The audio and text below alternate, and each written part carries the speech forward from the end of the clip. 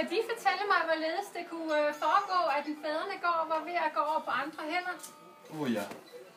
Det var jo år tilbage, da gården den var på fallittens rand, og den amerikanske, storimperialistiske bank Goldman kom og spurgte, om jeg ikke ville sælge. Ja, det var forfærdelige tider, det var forfærdeligt. Men så, Gud bevare min hest, den gamle Ibrahim. Vil du ligesom få en mere udfyldende historie genfortalt? Ja. Det vil glæde mit hjerte. Det prøver vi.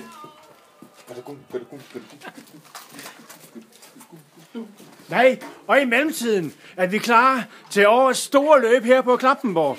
Og det er første løb, det er unghestene. Ja, og det gælder den store præmiesum. Det er måske det, der kan redde gården. Er I klar? Jeg tæller til 3, så går løbet i gang. 1, og 2, og 3. Kom så.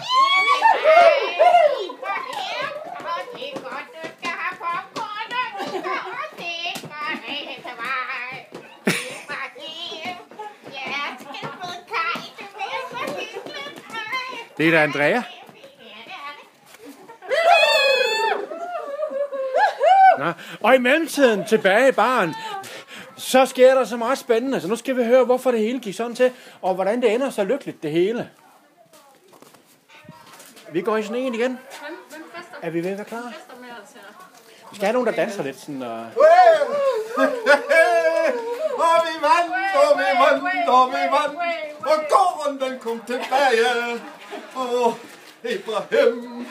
Vi tager lige 8 sekunder mere. Ibrahim!